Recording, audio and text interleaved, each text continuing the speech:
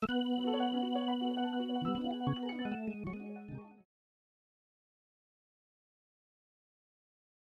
is Track Chat with the most known unknowns. For everyone that does click and view, man, we appreciate it. We really do. This is just our way of trying to make track and field more entertaining, and just bring more light, more insight, more fun to it. So please continue to support. We got D. Lamont Johnson, Johnson C. Smith, Son Stamps, East Tennessee State, and I am Coach Kyle Stevenson. This week's episode, we talking top five. Now we're not talking power fives. We're talking top fives. We're not talking group of fives. We're talking top fives. We're not talking Super 22. We're talking top fives. We're not talking autonomous or anonymity or whatever y'all want to call it. Brokeback Mountain 5. None of that. Whatever y'all calling it. And I'm letting you know right now, we're going to state some facts, but it's going to be a lot of opinion too. So just like everybody got their top five, whatever, you have these arbitrary reasons why, that's cool. We gonna do it the same way. Now I want y'all to be mindful. I got a phone call from someone who shall remain nameless, said that I was too easy on y'all last time. Okay. With y'all top five coaches. But that wasn't our top five coaches. Because that wasn't the question. It was our Mount Rushmore.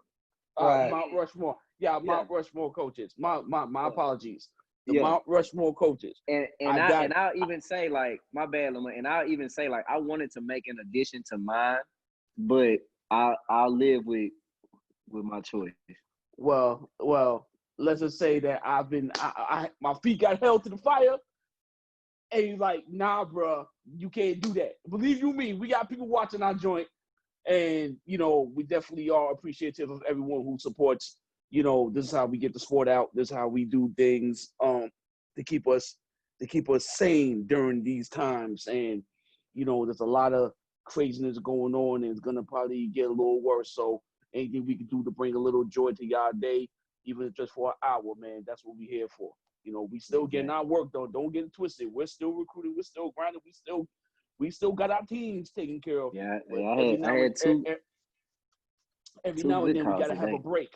Every now and then we gotta have a break from the unnormal normal. And just live a little. So we here. Let's get it popping. All right, man. Top five. So for those that do know and those that may not know, there is some software out there called Cloud Meet Score. All right. It's fun. It is fun to use. So earlier today, I will give credit where credit is due. East Tennessee State, amongst the schools that we currently coach for, they would win. They would win in a dual meet. But I'm going to say this, though. This I am going to say. All right? How long you been at Johnson C. Smith? Say that again. Your mic went down. How long have you been at Johnson C. Smith? I've been here for 2 calendar years. Okay, bet. Hassan, how long have you been at East Tennessee State? 6. Finished 6. Okay, cool. I've only been at Georgia State 2 calendar years. This is my 3rd season. All right. So wait a second. So had outdoor track happened, it would have been your 3rd season, or starting? It would have made a complete 3rd season. I got you. Yep. So like 2.5 then. So I bring that up. I've only been here for a year and a half. Yeah. So I bring that up to say this. Hassan, y'all kicked our butt. All right. Y'all did. But you've had 6 years to put together, what you had to put together. So seeing as though Lamont and myself, we still putting together this powerhouse, I'm going to take that L, but we're going to rescore it in about a year or two, and then we're going to really see what's going down. All right, so enough of that. Top five. We're gonna start. Okay. I want to start with your top 5 non-Power 5 Division I programs. Who's up first? Oh, let me get that. Okay. So, we talking current, or we talking just throughout We talking current. That was the criteria from earlier. Okay. Read your text messages, Mont. Okay. Yeah, okay. yep. Shut up. All right. Listen. Here we go.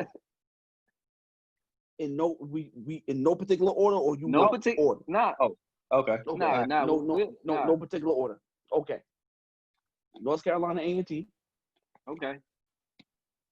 University of Houston. Okay.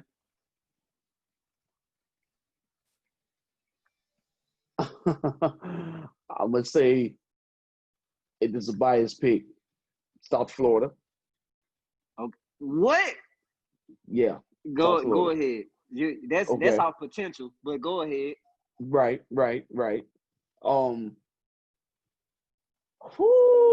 Non-power five.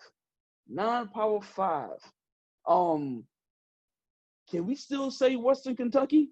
Or Yeah, they not in the okay. Power Five. Western Kentucky. And that's just based on the strength of what the current head coach at South Florida was doing. Yeah, you need to take them. Go ahead. You got one more. I know I got one more. I'm thinking. Shoot.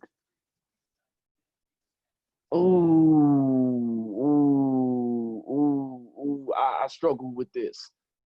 I struggled with this one.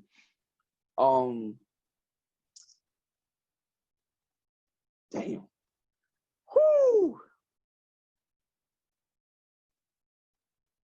10. I'm gonna just go. I'm gonna just go with Alabama State. Man, I'm wondering what took you so long. I'm gonna go with Alabama State. I'm actually wondering what took you so long to say Bama State. My bad, everybody. Alabama State. We gonna get into yours because South Florida, like we know you saying it our potential, but they don't belong there right now. All right, let's go, Stamps. All right, my top 5 would be non-power 5. I'm gonna go with Northern Arizona, North Carolina A&T,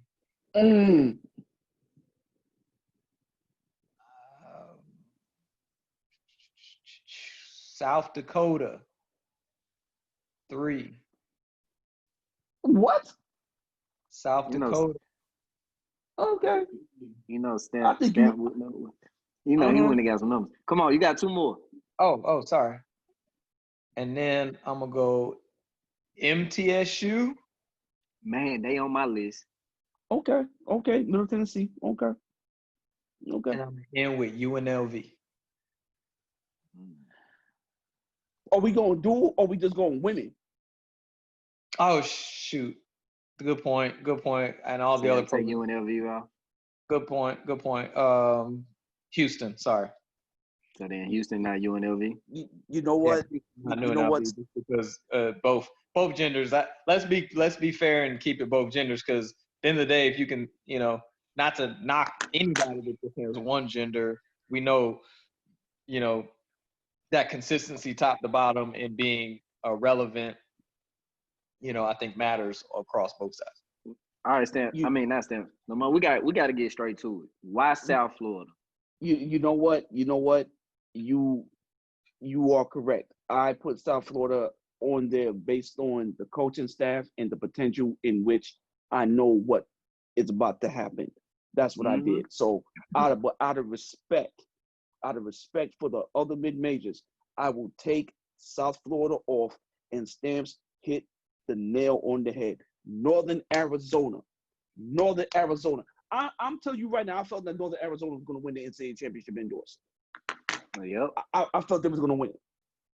And that's not saying, my relationship with Alan Dunson. I just know what Coach Smith done, and just having a conversation with him at the convention, I became a huge fan of him as a human being and what he brings to the table as a human being, and the type of energy he brings it on all levels. So yeah, I will take South Florida off, and I will put Northern Arizona in their place. But if you ask me this question next year, it's going to be different. I'm right there with you. I now if we were doing if the question was like a top 5 staff right now, I'm definitely picking South Florida right now.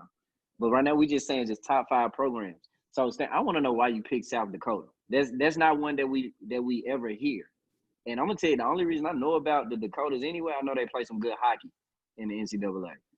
So. Well, let us be known, South Dakota and North Dakota routinely, and it's a shout out to little brother Zero Waste, Steven Sanchez at our institution at ETSU. They're constantly loaded with like their niche schools. So schools like ourselves, you know, at the D1 landscape, myself and you, Kyle, at Georgia State. For us to have a national top 20 performance, you know, we got to pick those niche events up. And, you know, South Dakota, you know, had the top guy in the pole vault, Chris Nielsen. They had a freshman that ran 7.74 in the 60 hurdles. And then a high jumper that was like 7.5 and a half and some change. So anytime you can put together 20 some odd points potentially at the national championships for mid-major, that's respect and that's love, because you got a lot of Power Fives that got more to go and in a much more attractive place than South Dakota. To be able to do that in South Dakota, I think you should get a bonus point. Mm-hmm. Okay. Yeah, I could respect that. I could respect that. All right, both of you guys. That's the beauty in our sport. If you can find that niche area that you can compete with at the national level, you know, you can be a player if you can get other folks to buy into that. Okay. Now, Stamps, sticking with you, Stamps, because if I had a list, MTSU would be on mine. So what was your reasoning for putting MTSU on that list? MTSU and old Gandalf the Great is what I call Dean Hayes. Gandalf, you know, he goes the international route. And, you know, year in and year out, his teams are constantly, you know, performing at the highest level in the NCAA with their metrics. They are strong in the distance areas with their Kenyan athletes. They're strong in the sprints with their athletes from Ghana and Nigeria. And they always, I think feel like a year or two ago, they had some decathletes and some javelin throwers that were comparable, like a little bit behind where April's kids were at Mississippi State. So I think an MTSU guy was like third or fourth right behind, you know, MTSU folk. Okay. So again, niche event area. Mississippi State puts a lot of money into the javelin because they're able to go 1, 2, 3, or you know what I mean? Like they're able to do that with that niche event because it's only an outdoor event. All right, Lamar, and I think this is definitely gonna be a little bit easier. Why WKU? Western Kentucky, man. We all know. Right. And, you know, let me preface my statement by saying that my reasoning behind that is due to the fact that, you know, the old coaching regimes there put that program on the map. So I'm going off of what was done. Every time Western Kentucky stepped on the track, it didn't matter if it was Florida relays or it was Western Kentucky relays. They were always in contention to upset the apple cart in any event that you put them in. They won multiple, countless conference titles, whether it was from the Conference USA to the other conference that they moved to. Eric Jenkins had that program moving like a well-oiled machine. And he did it not just for like 1 or 2 years. He did it for like 10, 12, 13 years now. You know what I'm saying? So every time you turn around, Western Kentucky's in the NCAA finals of the 4x4. They got a quarter mile in the open final. They got a 4x1 in there. And before they reduced their women's scholarships, their women's team was competing for conference championships. His women's team was going to the NCAA championships, competing for NCAA All-American spots. You know, what he did there during his tenure it's something that all mid-majors should model themselves after. He was a go-getter. He had great assistant coaches. You know what I'm saying? God bless Willie. Willie did one hell of a job while he was there, while he was with us, and he always had someone in the fray competing for something. You know, he never went to a conference championship. You know, not up against the juggernaut like that was UTEP. UTEP. It was always theirs to lose. Right. It was always between him. It was always between Western Kentucky and UTEP when they was in the same conference together. And so for him to always come out on top, repeatedly, and then one year they'll get caught slipping by a point. They never got blown out of the championship. They never got blown out. And all of us, we know what a blowout is. You lose about 20, 30 points. He ain't never got blown out. If he lost by a point or a point or two. Hold up, Stan. Are you? Because we got 2 left. So, but I want to take these 2. I want to take these 2. I'm gonna ask y'all something that y'all want to prepare for. With Houston and with A&T, okay? Who wins a national championship first? Ooh.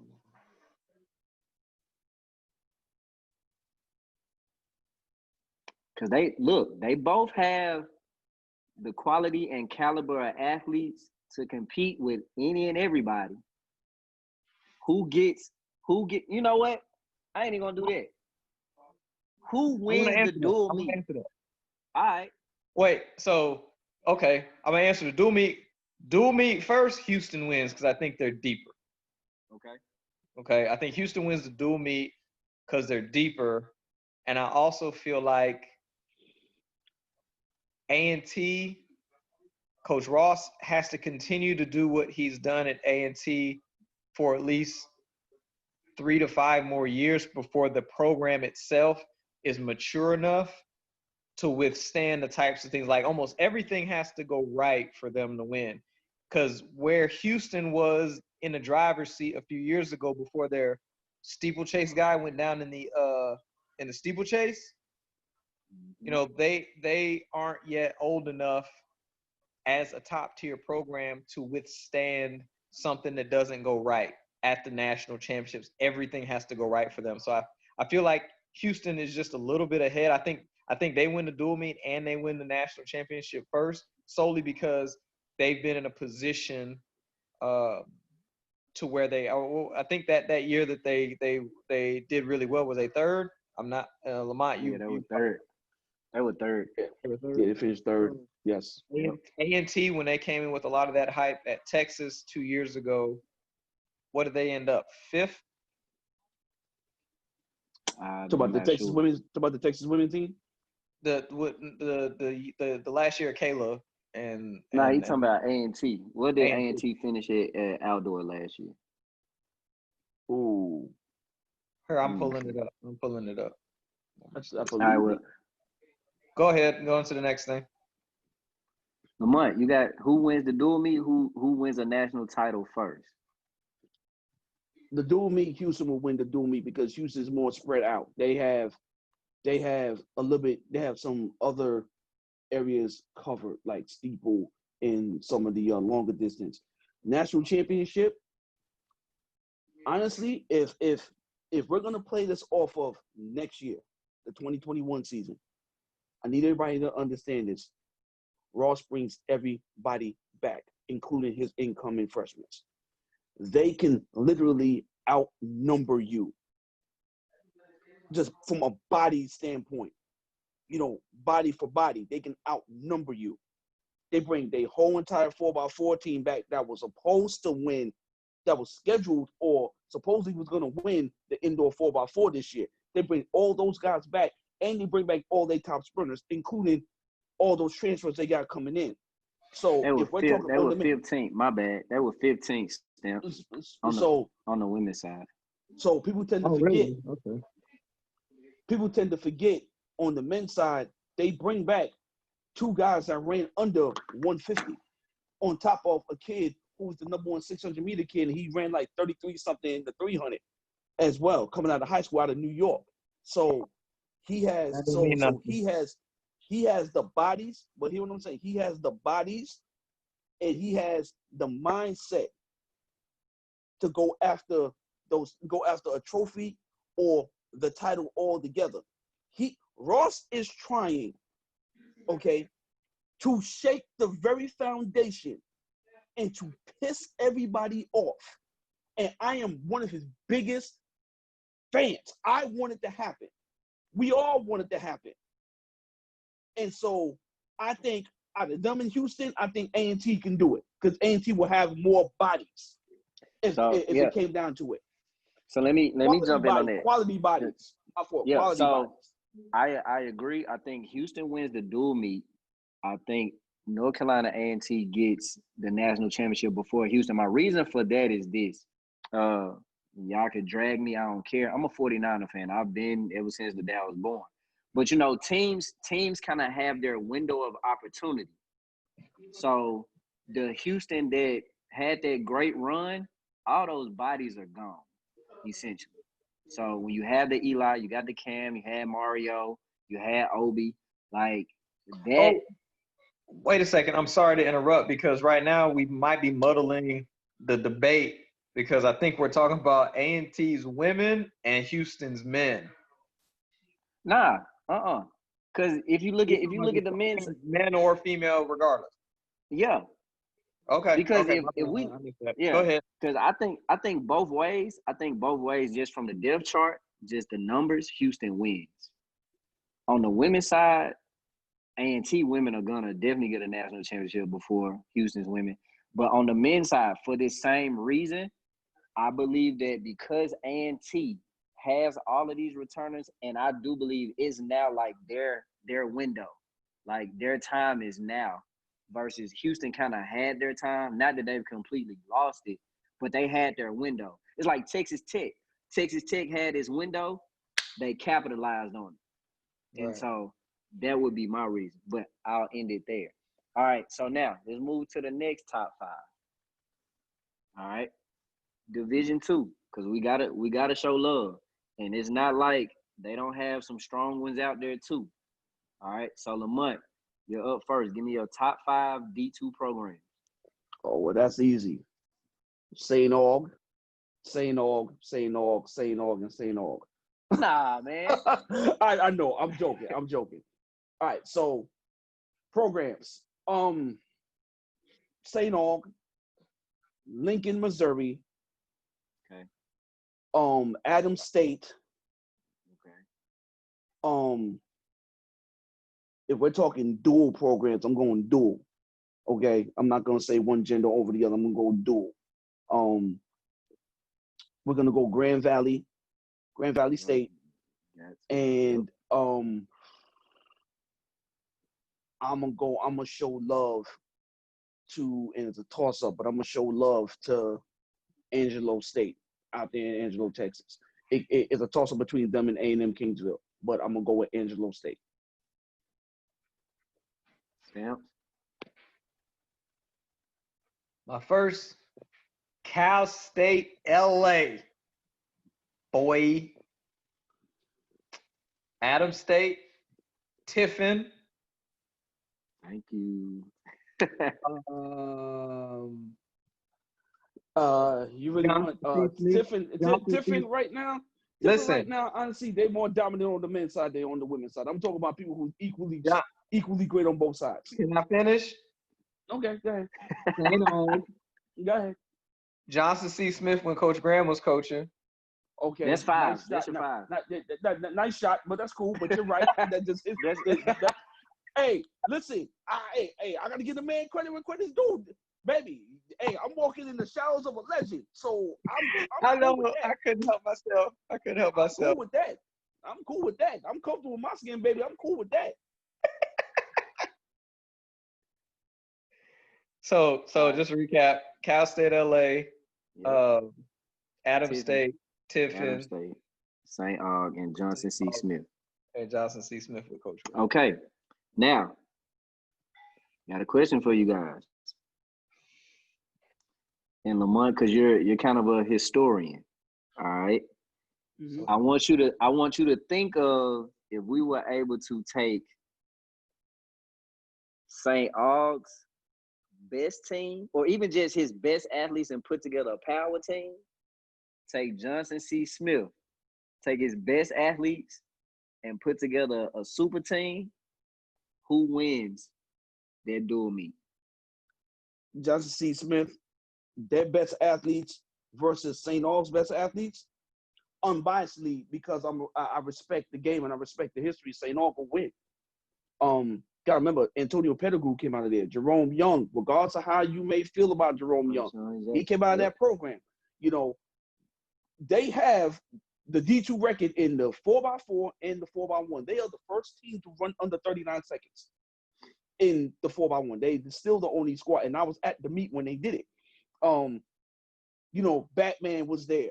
You know, you put Batman at his prime versus Leaford Green as one hell of a run, but Batman was consistent with his.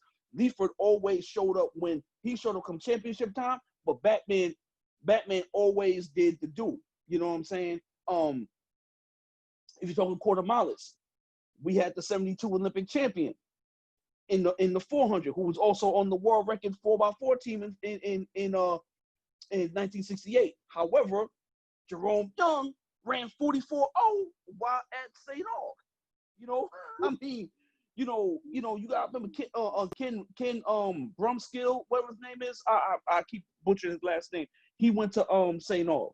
You know, and Anwar Moore. A lot of us know who Anwar is. You know what I'm saying? He went to St. Aug. Didn't Dworsky Odom go there too? Dworsky Odom, who was the high school athlete of the year. You know what I'm saying? He went to St. Aug. So as much greatness as Coach Graham did and the coaches before him, you know what I'm saying? When you look at what George did, they really did. It's an unfair fight. And that's me just being unbiased. And remember, I get that. Hold on, Lamont. I get that, but you gotta be the worst head coach with a Johnson C. Smith shirt on. Like you gotta be like a Cowboys fan at this point, man. You gotta ride. Like, I don't care. You gotta take that side of the argument. But I'm not wired like that. I know you're not.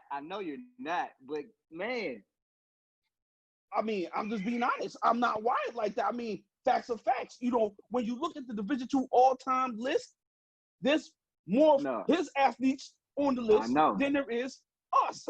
Hey, you know but guess what? I'm gonna tell you this. Stamps. Who wins a dual meet and a national championship between LSU and Tennessee? Tennessee all day. Exactly. Exactly. At night and 4 times in the morning. What you mean? I don't care how many times they name on the banner. But Stamps, I don't care how many times they name on the national championship teams. You was on 2 national championship teams, and let's be real. Let's be real. It should have been 3. Let's hold on. Let's be real. Tennessee's men's program has been a little bit more. Back in that day, y'all was consistent. Y'all still have the record for the most SEC titles, right? Y'all still hold that record, right? Yeah. Okay. Y'all, when Betty and them won a national championship, you know how many years in between it was between that one, between the one that Kelly Willie and all those guys was on, and the one that they won prior to that? It was so long. You know what I'm saying? So now, if you're talking women, well, then there ain't no competition. LSU gonna win that one. I'm still saying Tennessee women. Tennessee, That's what I'm saying. Like, look, Lamont. But y'all talk about your alma mater. But see, y'all talk about your alma mater. Wait. Listen, man. Because LSU wasn't talking that when Carroll was there and Tennessee was dragging they butt. LSU had always been Tennessee's you know what, but the problem is the battle of attrition. Here's what happened in LSU. It's been the same. It's been the same person that's been there. It's been the same regimen of people.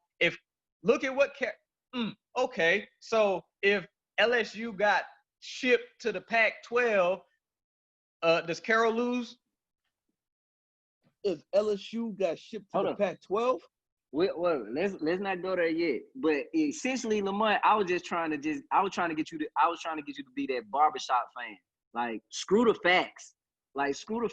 You got it on your chest. But I'm a factual guy. I gotta deal with facts. I gotta deal with facts. I know. And I ain't never going to disrespect. I ain't never going to disrespect the legend You know what I'm saying? I ain't never We gonna never disrespect will. him. We never You will. know what But I'm like I saying? said, but if I'm in the barbershop and somebody asks me state or southern, I'm state all day. I don't care. I don't care how good they are. Like, I don't care. I do not care. If somebody asks me right now, Tennessee, Alabama, I don't care how many championships Saban putting out. Like, it's Tennessee all day. And that's fine. And then you will get verbally assaulted for being being a homer. Hey, And that's hey, fine. but guess what? Guess what though? Y'all saw that Georgia State Tennessee football game too though. So I was all the way Georgia State. So this is where I work. So I'm all in. All in. All right, cool. Let me stop messing with y'all. Now, let's get to, because this is the most known unknowns, man. So let's get to some coaches. All right. Give me your top five, and they don't have to be young, but top five either young or just up and coming coaches people need to be on the lookout for. Any division, top five. I got listen, I don't know if I could do 5, but it's gonna be more than that. I'm being honest. I'm gonna let Stamps go then. I'm gonna let him go. Because I already know mine's not gonna be. You need a 10-piece? Yeah, I need a 10-piece on Okay. that one. We can do a 10-piece. I'm gonna go for I can handle my 5. All right. No, in no particular order. I gotta go with my boy, who is one of the most known unknowns. David. If an athletic director, sports supervisor, SWA happens to come across our show and y'all keep sleeping on my guy, David Pickett. You're shooting yourself in the foot. Unassuming, totally knows his business, is a great guy, is a student of the sport, has a background that a lot of people don't know, that he's worked in the capacity of an agency. When he was in the NAIA, came up to the D2, was an avid track fan himself, was a track runner, and just knows and understands the sport at a level, at an age that he's definitely stood on the shoulders of the mentors and the people that have helped him. I think was the one of the coaches of the year, I want to say last year, for his region. Yep. And just as a young man that's waiting on an opportunity. That's one for sure.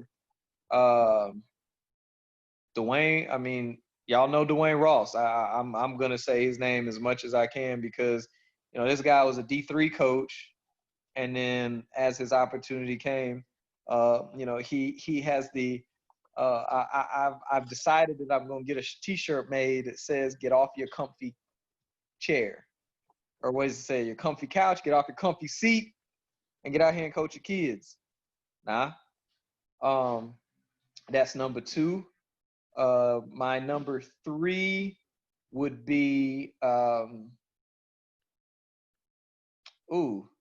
my number 3 would be the young man that's the coach at Lamont. I think you know his name.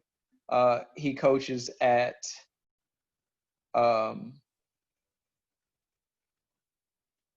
Eastern Michigan. Chris tall, Best. lanky guy. Chris Best. Chris Best. Yeah. Another guy that is a legit. He's done well recruiting. Very nice guy. Very knowledgeable guy. Has had a lot of success. That's 3. 4. My young Thundercat, Jatavia Wright, who is now at South Carolina State, was an athlete of mine at SIUE. Had an indoor qualifier in the men's long jump in her first season. Was one of the first phone calls I got with the COVID-19 abrupt stop at the national championships, to where she was like, "Dang, man, my first year I got me a national qualifier indoors, and Cat didn't even get to compete." And then I don't know the young man's name, but whoever the throws coach at the University of Minnesota is, salute. I think that cat's had 5 or 6 kids make it in the weight throw. How?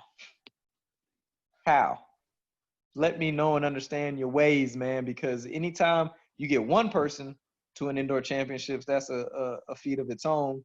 but to routinely year in and year out, and I'll go find it while y'all are, naming your people, but the assistant coach, that's the throws coach at Minnesota, he's a beast.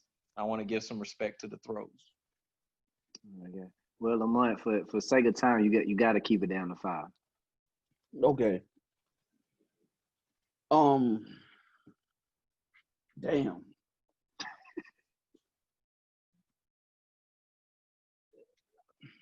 April Thomas, Mississippi State, hands down, bar none. They ain't even up for debate. I'm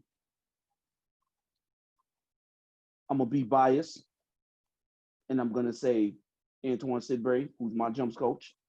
The minute he got here, he took everything by storm. National qualifiers, I mean, all the time on both sides. And I look at body of work, and since he's been here, his body of work says it all. That's 2. Ernie Clark of Ashland. I almost leaned to him. Yeah, Ernie Clark of Ashland. Go. Since he came to Ashland, you have to keep your head on a swivel, okay? Because his guys have always showed up in the way they won those national championships last year, and it came down to his crew and everything else. You got to give him his props. Chris Parno of Minnesota State. Now I'm being real Division II biased here because everybody know the Division I cats. I'm being real biased right now. Chris Parno. Good. Every time you step on the track with his guys, you have to bring it. And on the women's side, he's successful on both ends. He had the top girl in the 60. He had great girls in the 60 hurdles, great relays, great jumpers, great 400. I mean, it's remarkable just to watch what he's been doing over the course of the last couple of years. And my fifth one.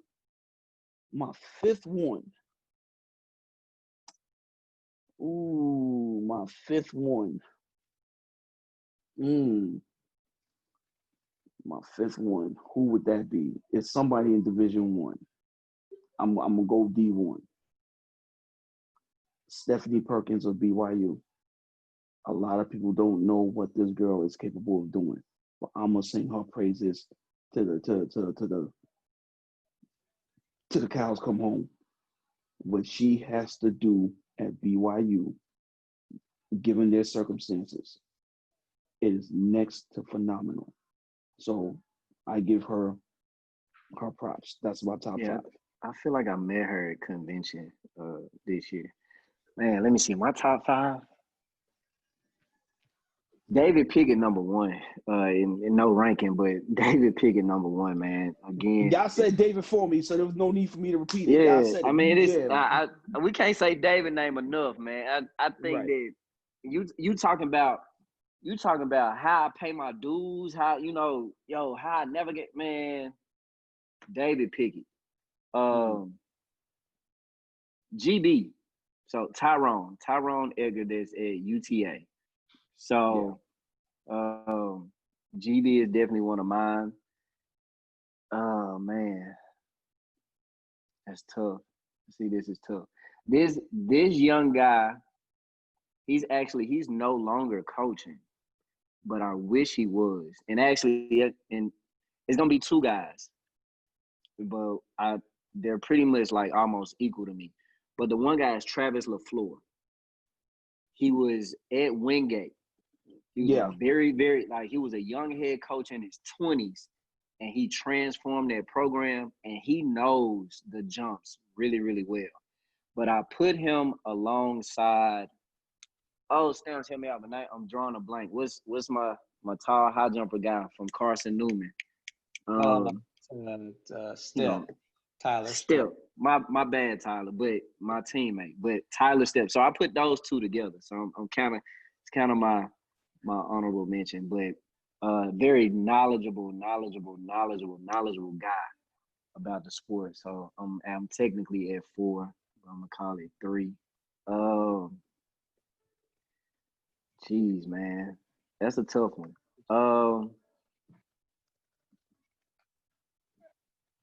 I gotta give it to Eric Jenkins with limited resources.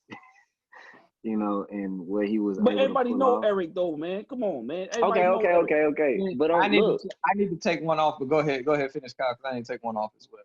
all right, man. Let me get an unknown. I really don't want to sound this way, but I actually put myself on my own list. I honestly do. I put myself on my own list because immediate. If you look at my tenure, just immediate success everywhere I've gone, like every single place I've gone. I mean, as soon as I left under Stamps and Coach Watts, man, Lamont, I would have won like 4 national high jump titles. Like had I stayed, we would have just ran the table.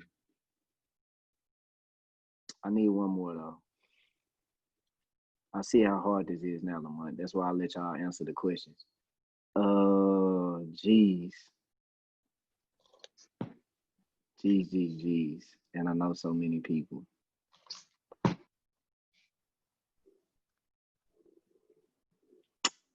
don't know. I can't. Let me. Come Why on, you- man. Go ahead, Come on, man. That's a sucker move, man. You gotta answer. I gave you 5 though. I gave you 5.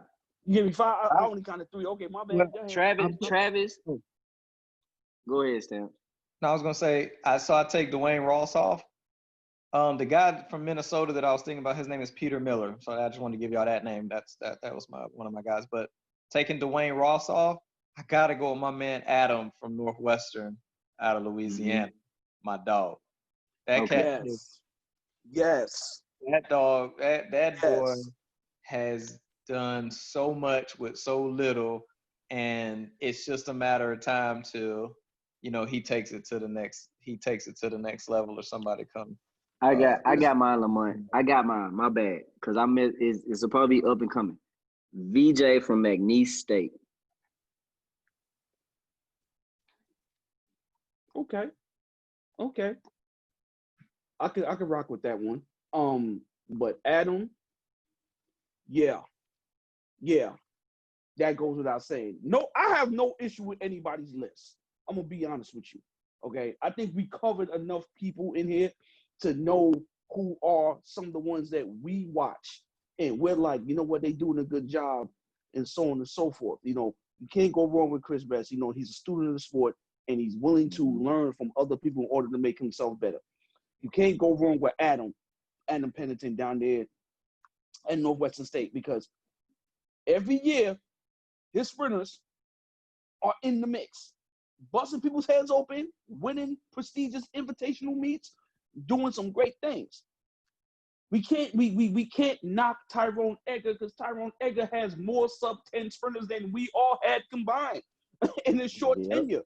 You know what I'm saying? Who else is there to say? For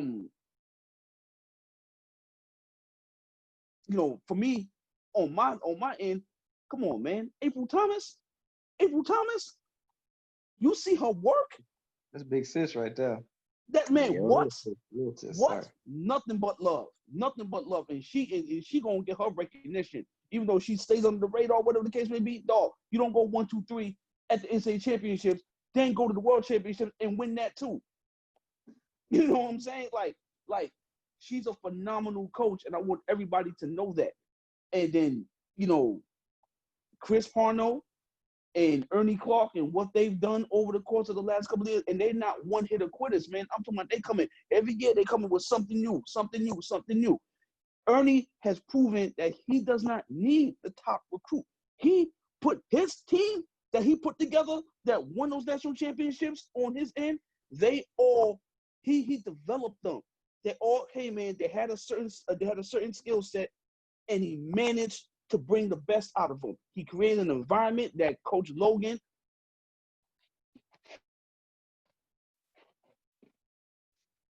else, which is so phenomenal.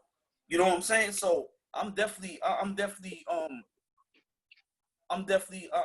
good with all the lists, especially David Pickett. A lot of people don't know what he did at North Greenville. If you don't know what he did, Milligan, he went NAIA. Like, he's everywhere. Everywhere. But you know what? the reason I had to say Eric Jenkins, what's his assistant's name with the dreads? He coaches the jumps. It was Willie. He passed. No. You talking about Coach Henry? Him. Romero. Romero, that's his name. Yo, that's another one. Mm-hmm. That's another one. Yeah, man. Jeez. Okay. All right, man. So I'm gonna, Look at the Mons nails. And chill out. He said he has really nice nail beds, no manicure. So whatever, man. So no manicure here, baby. Last thing, and I didn't send this out to you guys, but from let's say I want to take the past two championship years since we didn't get an outdoor. So let's go 2019 outdoor and indoor, all right, and 2018 indoor outdoor seasons. Okay, you got it. Mm-hmm. Say that. Give.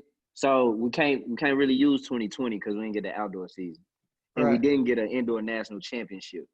But if you can remember back to 2018 and 2019, all right, 2018 was a good year. 2019 was too, with all the records being broken. But give me your top 5 NCAA performances from the past 2 years. Just you can pull from the past 2 years, but give me your top 5. Listen, I'm gonna set this one off. Okay, everything USC did, everything. Okay, everything. People don't understand what Michael Norman did on that A&M track.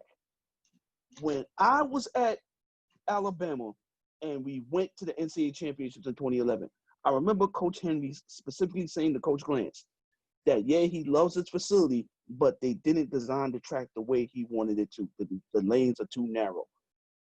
Michael Norman ran 44.5 on that track. Okay? Y'all don't understand how difficult it was for him to run that fast on that track. So my top 5 performances is going to be damn near all USC. Michael Norman's 400, the 4x4 indoors, Michael Norman outside, Rob Benjamin's 400-meter hurdle run, and the greatest anchor run known to man. What Baby Girl from SC did to win the national championship. That's the greatest anchor run I've ever seen ever on any level, because she had to come from the depths of hell to win that race. And she knew everything came down to the 4x4. And it came down to that last leg, and she dug deep. And she had motivated and inspired a generation of athletes that want to be great. She is a super inspiration, and what she did is second to none. That's my top 5 performances over the last couple of years. And that's crazy because, remember, we had our first sub-38 run.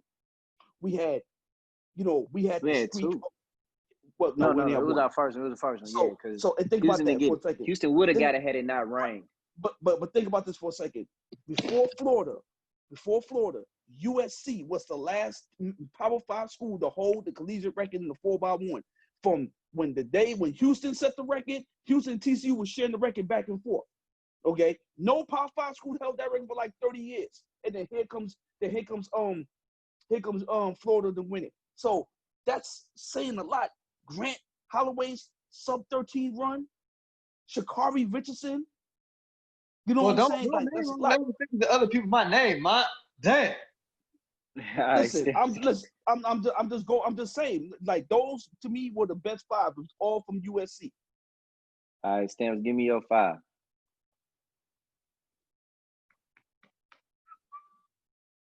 Number 1 is my athlete Katrina Seymour making the 400 hurdle final with half a leg. Pulled hamstring, ran 56.20 and some change. Then goes to NCAA's, makes the final. We just ran out of sauce. That just to know what that young lady went through, that was a seminal moment in my life as a coach, to be like, all right, we made a final. So I'll always remember that one.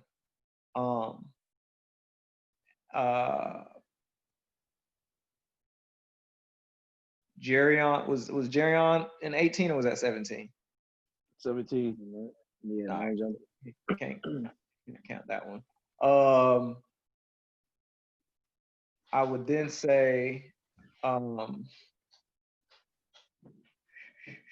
Grant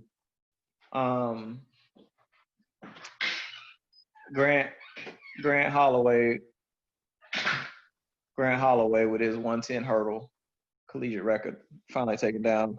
Skeets Nehemiah.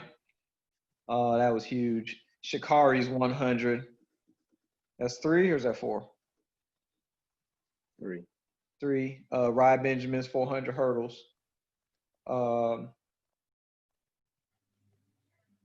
And then I would say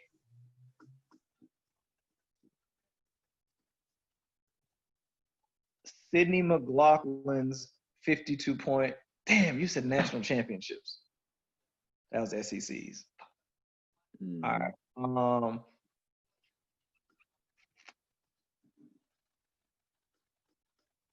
I'm going to say my girl April's javelin guy. I think he set the collegiate record, if I'm not mistaken. Anderson Peters, if that's his name. Yeah, Anderson Peters. I think he set the NCAA record with his toss. All right. I like both lists. I'm really surprised y'all didn't slide that collegiate 4x1 in there, man. It's like, matter of fact, I watched that race this morning, and the handoffs, like, I don't know, it was a beautiful race. You know, it was just as pretty as Houston when they set it. And like I said, had Houston not had that rain, I don't know. Listen to me. I'm gonna say something. I gotta say something very controversial because people was upset with me that I'm being too nice. I watched that video multiple times, and everybody who knows me know that I am a relay savant. Okay, I study the art of that relay. It's more than just, you know, putting 4 guys on the track this and the third. Let me tell you something. And I'm gonna say this, and y'all gonna hate what I'm about to say. If y'all watch that first leg, LSU was gonna win that 4x1. Watch that stagger again. Watch where those passes was made on that first exchange. LSU men's team was going to beat Florida, and LSU's men's team was going to run a very, very fast and serious 4x1 time. I'm not telling you what I think. I'm telling you what the hell I saw. Okay, I'm telling you right now. And all those guys are coming back, I think, with the exception of the ankle leg. That's right. He's not coming back. He graduated. He's not coming back. But had they made that pass, watch the tape again. No question. No question. And let me remind you. The guy that popped off for Florida was a 9-second sprinter. Hand off to another 9-second sprinter. Well, when you done saying all that, was on tape, it was in the books, is a DNF and a collegiate record. And that's fine. And that's fine. And you know what? And that's the same thing. You know what? That's the same thing Mouse will say to me too. And I expect Mouse to call me Sunday and get up on me. But that's cool. I know what I saw, and Mouse will admit it. You now see, that's the barbershop talk I've been trying to get you to do this whole time. But listen, no, you want me to sit here and crap on a legend. I'm not doing that, okay? I'm not doing that, okay? I know where I got to eat at, okay? I know where I got to eat at, all right? And my plate's really good right now. I don't want that plate taken away from me, okay? Well, that man has power. But going back to what I'm saying, Florida executed the perfect race. They execute the perfect race. I disagree with you, Mont. I disagree with you. If even with the DNF, because you got to realize if Grant split 9-2, if LSU would have been out in front of him, he would have went 8-8. No, you wouldn't have. Stop it. Yes. Stop it, no, you wouldn't have. Would Stop have. It. No, you wouldn't have. He is Mr. Everything, all knowing, all seeing. He's Mr. Everything. He's Mr. Everything, but he ain't Mr. 8-8. Okay. Yes, yes, he Nobody has would have ran did. under. Nobody has ran under 9 seconds on the slide on the curve. I'm Nobody. obviously being sarcastic, Mont, but he would have did what he had to do to put them back in contention. Dog. Y'all sleep on Dennis Shaver's relay skills, boy. Y'all sleeping. No, we not. How? I'm telling you, I was there. Sleep on it because they can't pass the baton. Clearly. Y'all tripping. All Nah, right, they you had one tripping. little. They had one little faux pas. Okay, y'all holding that over them. I am. And telling- guess Okay, all right. So let me ask. So you mean to tell me that Houston's not a well-oiled relay machine, even though they had one slip up at the wrong time, obviously. You mean to tell me right now, Houston? I didn't say that they were a well-oiled just relay machine. If I had it my way, I would love to put that Houston team that are initially set that record versus that Florida team and let them go at it. You know what? Hold up. Let me backtrack. You know who we forgetting? Ricky Argo, boy, from Florida State. We're forgetting about him. We're forgetting about him. No, we forgot not. We about said you. And plus, No. we said he is. But we said that this is what we said. We try to stay away from the Power Fives because they know them all. So it's not so much that we forgot them. Right, but I know. I just want to give that man his credit, though. I got to give him his credit. Side note. I got to give the Definitely. man his credit, baby. Definitely. So you know that's where you give him his flowers. You got to give him his flowers. But at the end of the day, Florida went out there, ran that race start to finish, and it was crispy. And they own the record. Wouldn't it be safe to say, Lamont, if Shaver knows, look, Don't, if dog, you can't listen. Regardless of what y'all want to say, regardless of what y'all want to say. I said it.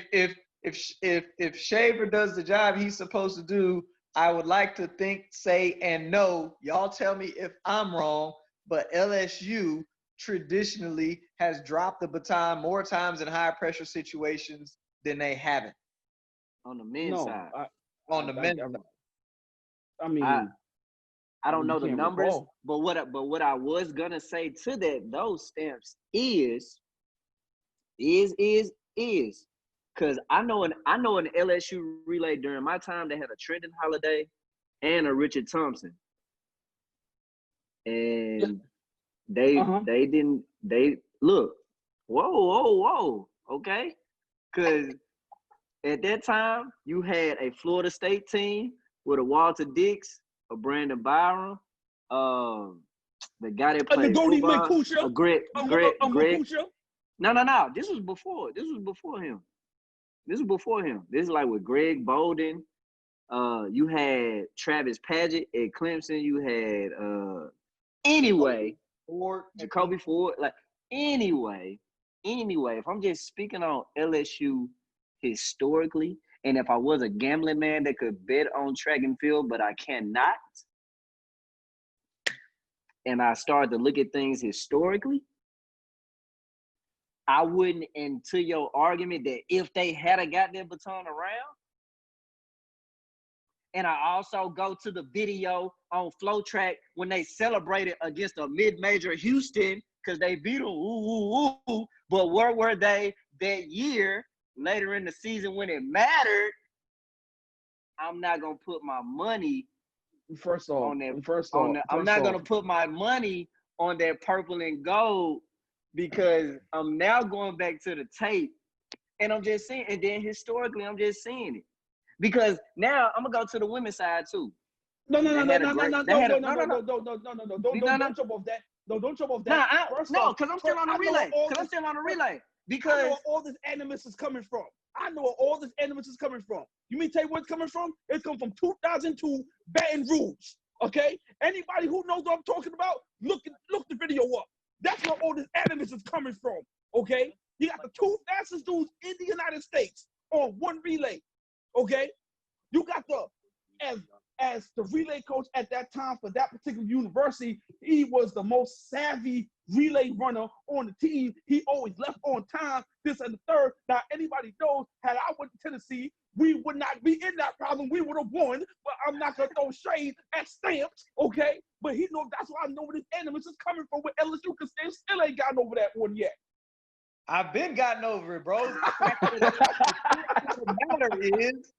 fact of the matter is, and always will be, don't you do it. They was out of the zone. Who? LSU.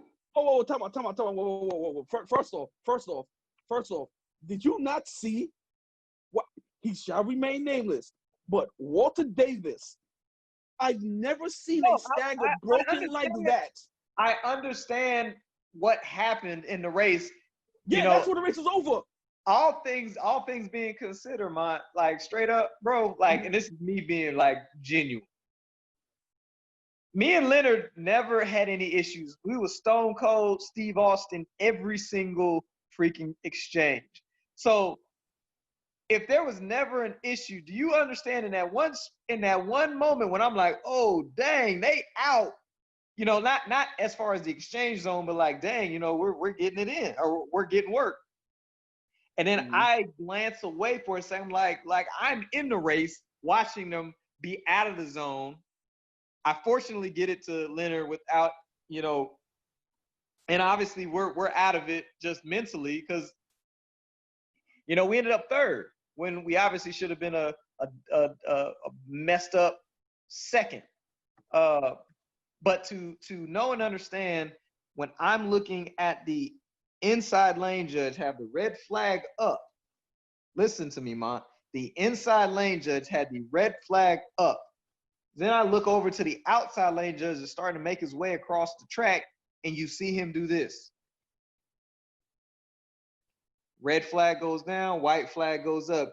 They got the little video that's got all the views from how does a 1040 or a 56-foot triple jumper, a 10-20-44 sprinter, a 44-second quarter miler, and a, Benny ran, I think, 48 in the 400 hurdle. So, like, don't take away the talent that those cats was, and I'm obviously not going to take away the talent that we was, but they were out of the zone. 2012, I was in Barcelona, Spain, bro, when I was working in Saudi. And if Benny, you watch this or you see it or you catch it, I don't care. Me and Benny was on a warm-up track, and I was like, look, man to man, bro to bro, just for me, because I'm curious. You're gonna throw up the dub, west side, whatever. You know what I'm saying? You shine on us. I just want to know, was you in the zone or out of the zone, bro? As the anchor man that won that relay. You here now. This is just me and you talking. He said, man, I'm so far at that damn zone, Hassan, you don't even know whatever. I was just surprised and excited at the end of the day. They didn't call us. It was a bad call to win in our favor. We would have been 3-time national champions, man. Woulda, coulda, shoulda. I get it. But that's what makes for great.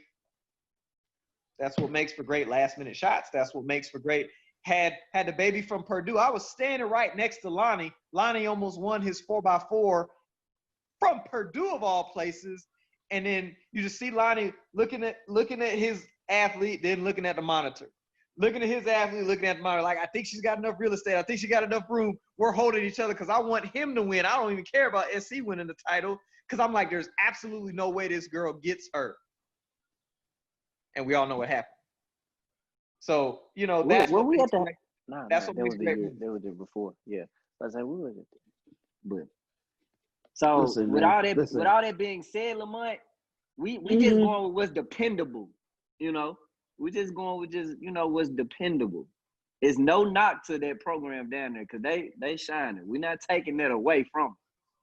And it's not even the SEC animosity. It ain't the NCAA animosity. But again, if it came back down to it again and they ran that race again and they got to stick around, Florida still breaks that. Florida probably lowers the record even more. And they still win that race. Listen, I'm happy that someone who I love and admire was able to set a bar, okay? I'm just telling you what I saw from my angle, from what I watched. You know what I'm saying? Either way, either or is good. Now, going back to you now, you was saying something about the women. Were you saying something about the women? Well, yeah, what I was just gonna say about the women is we know just how strong the LSU women's program is in the history of track and field. This Yeah. we know. You know what I'm Right. saying? Now, it's just now what I'm gonna say to this is because he's no longer coaching in the NCAA right now. But if Vince Anderson was, and I know he had a relay in the fight, I'm gonna choose whatever school he's coaching in the NCAA final over an LSU team. That's just me. That's all I was gonna say.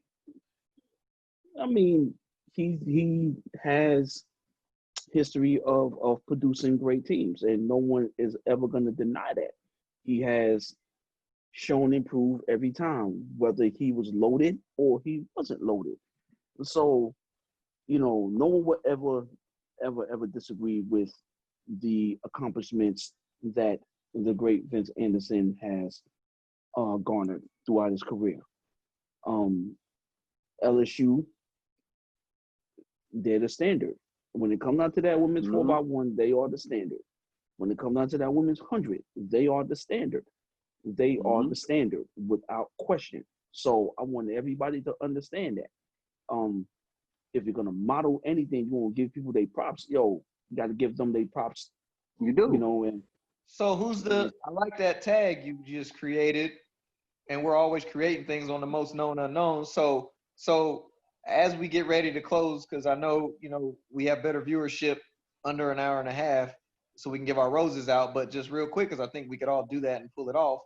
If LSU on the women's side is the standard in the 100 and the 4x1, can we do who's the standard in the 400, 800, long jump, triple jump, real quick? I think that's a great segue to our roses. Okay. You said long jump, triple jump? Or wait, go 400. 400? I don't care what anybody say. When it comes down to that 4x4, everybody know what that means. Baylor. Without question, Baylor. That's the standard. That's the standard. We're talking about women. We're talking about women. Oh, Right? just women. Hold on, Lamar. He said women. Women That's first. Women. If we're talking women, then 400. I will say Bev Kearney and her Texas run. Yep. Texas is the standard. 100 / 400 hurdles if you could combine. 100 meter hurdles? I said 100 hurdles / 400 hurdles if you can combine them. Do we need to separate them? You can separate. So that's a tough separate those. We need to separate. No, it's not. No, it's not. No. The reason I'm saying that's a tough one because is this just an open ended? Because I would say a Boogie Johnson in the Virginia Tech Clemson days because he had those dual hurdlers. You see what I'm saying? But if we're moving to a more recent time, my answer is gonna be different. That's why. Let's separate them out because there's programs like short of Sydney McLaughlin, Kentucky's 400 hurlers they ain't do as much or as well as their 100 hurlers. So let's do who's Lamont over there sitting like he in timeout. Let's go. Who's the standard for the 100 hurdles? LSU. They got more national champions than anybody. All right, 400 hurdles. 400 hurdles? Ooh. That's the thing. And that's why I would still go with longevity wise. I would go LSU on that one as well. Wow. Oof. Okay. We're talking women, yeah. LSU both hurdles. Okay. Who you got, Stamps? Who you got? Hold on. I want to hear your hurdles. 100 hurdles. I would go Carroll, SC. What? And 400 hurdles, it'd be a a close call between.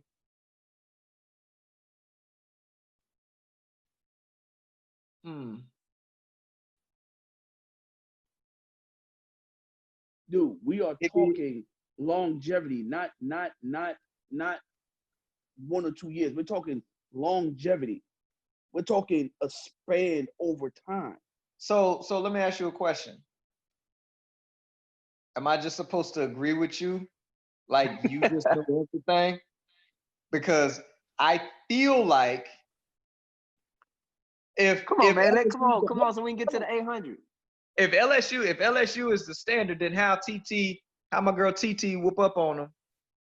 And you We love said TT. 100 hurdles. We said 100 hurdles, not 500. I'm just saying. Okay, so still 100 hurdle is still. I'm still going with Carol. Because you know why I'm going with Carol? You know why I'm going with Carol? Carol had 3 women in the 100 hurdle finals at the NCAA meet a year ago. And he said, we saying that's the standard. Okay, cool. That's the standard. Who is the standard in the 800? That's an easy one for me. Got a JJ. Whew. Yeah, that's mine. I mean, but again, if we're establishing the standard, Yeah, I would say that or Oregon. Oregon's been able to do it. Whoever's the distance coach there. Oregon's he's been no longer there. He's no longer there. He's at Washington head coach at Washington now. They go to Washington now? Yeah. Okay. And that's the messed up part about setting the standard. So like it's an argument that works both ways. If we look at LSU hasn't really had that change, so they the standard. You know what I'm saying? But if I would take a JJ, but JJ is now at Stanford. That ain't necessarily the standard, but I would take a Tennessee JJ, as a standard. What we got? We got long and triple, right? We got long and triple, then we got to go. LSU. What the jumps? Yeah. Yep. Man, listen. I love Boo, and there's no disrespect to Boo. You better put some respect on Dick Booth's name.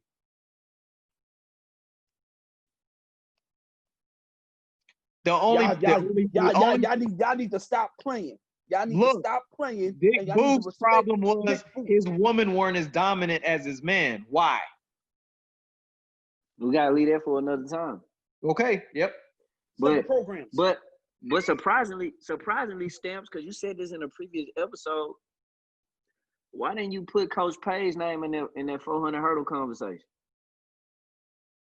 That Page? Yep.